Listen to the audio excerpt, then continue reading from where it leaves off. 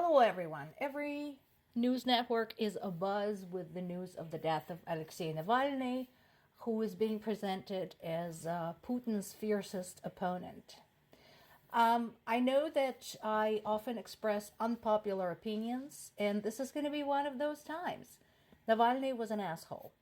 The reason he was popular was because he made kind of somewhat radical statements against Putin.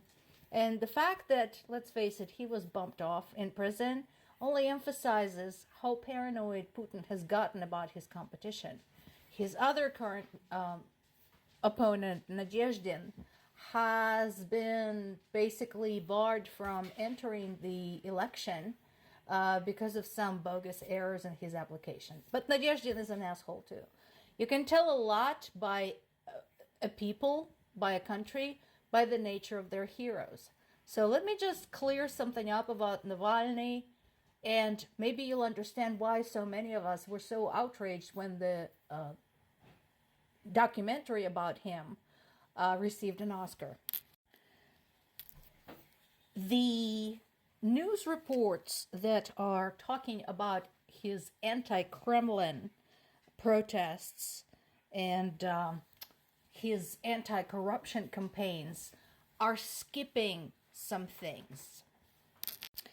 Quite a few of those protests that Navalny participated in looked like this. And this. What is this, you might ask? Well, this is an older article, but it's classic Navalny. So he was very popular as a participant of the so-called Russian World Marches that took place annually in Moscow. And the one time he didn't go, at first people praised him. More on that later. And then he said he didn't go because of having a flu. What is the Russian World March? It's basically a gathering of the worst, most radical Russian nationalists, of which Navalny was one. In addition to being flagrantly homophobic, he also made statements, frequent statements, officially on record, that he viewed non-Russian nationals residing on the territory of Russian Federation as vermin to be exterminated, that they were polluting the purity of the Slavic blood. Does that sound familiar to you? Anybody else you heard saying things like that? In addition, when asked about the annexation of Crimea and whether Putin should give it back, he spoke those immortal words: Crimea is not a bologna sandwich to be handed back and forth. In his statements against Kremlin, what he protested was the corruption and, for example, the embezzlement of the money from the Russian army, saying that had that money not been stolen, they would have defeated Ukraine a long time ago. So, before you portray this man as a martyr, as a hero, this is what you need to know. He was not pro-Ukraine. He was a nationalist. He was xenophobic and homophobic. And frankly, none of us who know his background are going to miss him.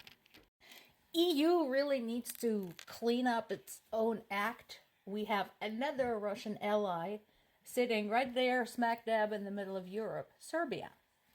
And they apparently have received a shipment of weapons from Russia, despite the EU sanctions. So my question, as with Hungary, is what are you guys going to do about this? As of right now, I'm pretty sure Serbia and Hungary are in violation of the EU Charter, considering that they're collaborating with somebody who said numerous times they have plans to invade European territory. What are you going to do about it? Because I don't think these people should be part of the EU, and I know somebody who would be more than happy to take their spot.